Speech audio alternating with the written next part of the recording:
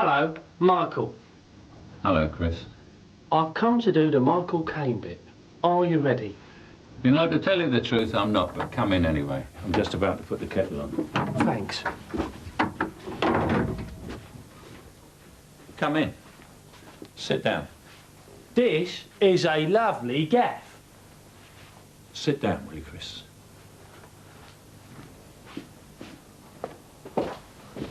Tea or coffee? Tea, please. This guy's a right pain in the ass. He thinks he's got 10 minutes, I'll give him 5. As a matter of fact, before this kettle boils, I'll have told him to sling his hook. Let's see what the ginger punch wants. Now, what can I do for you? Michael, you're one of the biggest stars in the world. You're known everywhere. But what does a star as huge, as successful as yourself do, for example, today? What is a normal, typical day like? A normal, typical day when I'm not doing an interview like this is I came up from the country this morning. I mean, for instance, what I'll be doing today was I'll be in my country house having what I call my annual holiday, which is to sit in a room with a great big TV screen and watch all the sport, the football, which we won't mention, and the tennis, and then I've got the Olympics. Now, we've got David Seaman on the show tonight. You said we weren't going to mention the football, but I've got to. You were watching the game, because when I called you that day, you were like me, dithering all Wednesday. Yeah, that's right, yeah. Trying to pass the day away, ready for the big game. Tell us your setup. Tell us Michael Caine's setup. The big TV, the crisps, the pop. What do you have? My wife wasn't there. The staff was off. So I'm also a gardener. So I got great new potatoes in the garden. So I brought the new potatoes in. I brought the peas in. Had some lamb chops. We just grilled them, cooked them with mint, and the whole thing was fabulous. The whole thing was fabulous? Yeah, it was well, except for, of course, for the end. But you know something? I feel sorry for Southgate. But you wouldn't have sent Southgate there for the sixth penalty yourself, would you? No, I honestly expected to see Ince or McMenamin or even Tony Adams. I was stunned when Southgate came up because I don't. Someone told me that he doesn't even take penalties for his own side. But I think everybody else was scared to take him, and he had the guts. So it took a lot of guts to go up and do that. I think everybody should have a kick at the goal, and then several people will be to blame. Now, as far as Southgate and the penalty that he didn't score, let's not say he missed it, that he didn't score is concerned, he must have been, as you say, very nervous before he took that penalty. The eyes of the world watching him. What's the most nervous you've ever been? The most nervous I've ever been was the first day of my first shooting on Zulu. Because, you know, when you're an actor, you always think, oh, if I had a chance, I'd show them, I'd be a star.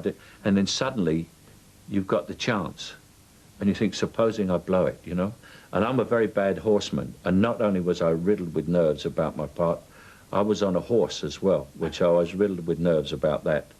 And then I said one word and the horse threw me. And then I had to get back up on the horse and do it again. And I've never been so nervous in my life. Now, of course, you were playing a soldier in that, and you did mention about the fact you were nervous when you were in the army. But I was going to say a lot of people don't know this, but they really don't know this, unless you've read your book, of course, that you did nearly die, didn't you? You nearly got killed. I nearly got killed by some soldiers in the army, Chinese soldiers, and when I came back, I nearly died of a malaria that was incurable. And what they did is that they were looking for cases of this malaria. And my little section of 5 guys from the Elephant and Castle were the only 5 in the world who had it. Trust me. And this American colonel, a man called Colonel Solomons, flew over from America. And he said, you would die probably by the time you're 30. I was 20. You'd die probably by the time you're 35 or 40. We have this cure, which I'm sure will cure you, but we've never tried it on human beings.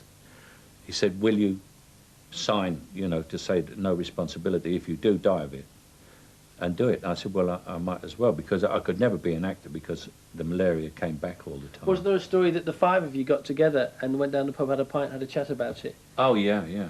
And I've got a phone number now. I finally found a phone number now of one of the guys, and I'm going to get together. I'm going to take them to Langan's and have an evening, because I found out from the guy we're all still alive, all of us. Yeah, 5 of us. What a guy. Yeah. You know, success came relatively late for you as an actor, didn't it? You 30, what, 30 odd for you? I was just 30, yeah. Up until I was 30, I was completely broke. And all your mates had made it? Everybody made it. Even my flatmate. I mean, I shared a flat with Terence Stamp. He had become a star. He was the star, wasn't he? He was the star, and everybody I knew, Albert Finney, Peter O'Toole, all those people, they all became stars. Because you're 63 now, aren't you? Yeah. Now, you've done it all and you've seen it all. You must have some theories on life. What's it all about, Mike? My basic theory on life is never do stunts on the first or last days of a movie because they don't care about you. Only do stunts in the middle.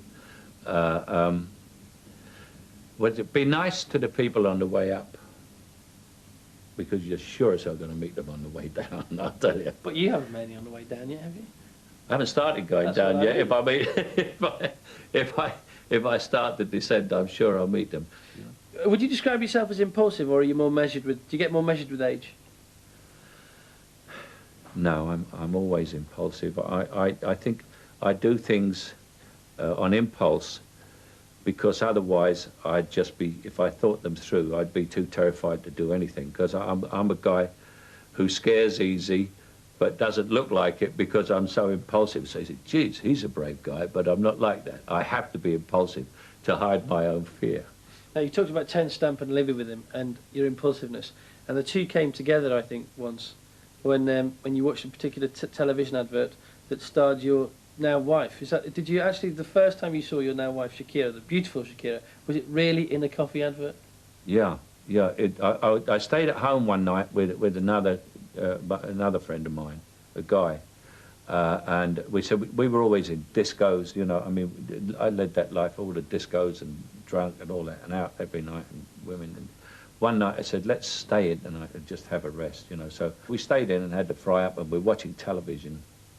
And then the show, there was a pause and the adverts came on. And suddenly there was this woman, and it was Brazil, and it was for Maxwell House Coffee, and she was doing, like with castanets, like a lot of coffee and beans in Brazil. And I forget I have the commercials actually, the company sent it to me.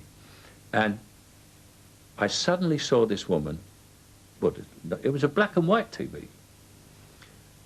And I thought, that's incredible. And there was something fascinated me about her. And I sort of thought, they'll cut to a close-up in a minute. So I got down right in front of the television on my knees, and then her face was like right there. And something in me, I went, that's the one. That's who I've been looking for. And I searched around the advertising agency, and I said to my mate, we'll find her, we're going to Brazil tomorrow. And my mate, who was a broke actor, he was game for anything, you know, to Brazil, yeah, great. He knew he'd go first class. I said, we'll go to Brazil tomorrow.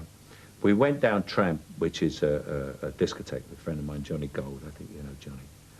And we're sitting there, and someone said, what are you two doing all on your own? You're sitting there. I said, I just fell in love with a girl on television. This other guy said, I didn't see any girls on television tonight, the young girls. Is she beautiful? I said, yes, she's gorgeous.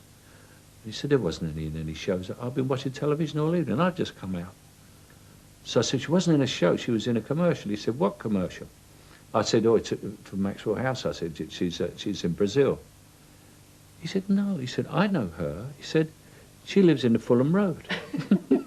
So that's how I found her. It's a nice story. Now, you, of course, are now a businessman as well as a hugely successful actor. Would you change anything after 63 years of huge success and happiness? No, I wouldn't change a thing. Because what I found is that things that I thought were bad at the time were all for some good reason later. You feel, if you have tremendous success, I think you have to feel, apart from any skill or luck, that someone's watching over you. And that I feel that. And the other thing is that anything that happens to me that is negative, it's negative. I go, now that's negative. Now, what can I make out of this? You know, for instance, I'll give you a very simplistic example, is I got the flu, right? So I've got to stay in bed. I immediately think of how many appointments I can get out of with people I didn't want to see that I was stuck with, you know? And it's another thing, is like, the difficulty is if you don't want to meet someone, if you don't want to see them, but you owe them a call back, call at lunchtime. and leave a message on the answer machine and say I called about, but you weren't there. That's it. But always try to use, lots of people let the negative and the difficult in their life run them. I think you should look at the negative. I've never known a negative thing in my life that I couldn't make at least a little bit of something positive out of it. Well, I'm glad you didn't have the flu today. I'm glad I didn't have the flu today, too. It's been a pleasure meeting you. Thanks a lot. Yeah? Yeah, hang on a minute. He's here. It's Jamie, the student from the studio. He said things are going very wrong. Can you get over as soon as possible? Michael, you tell him I will be back there as soon as it's humanly possible. He says he'll be back there as soon as it's humanly possible, okay? Yeah, bye-bye. I had better go. What a shame. I was really enjoying our little chat. And another thing, I didn't even have time to finish my tea. I'll tell you what you do. You take the cup with you and give it back to me the next time we meet. I never liked that cup anyway.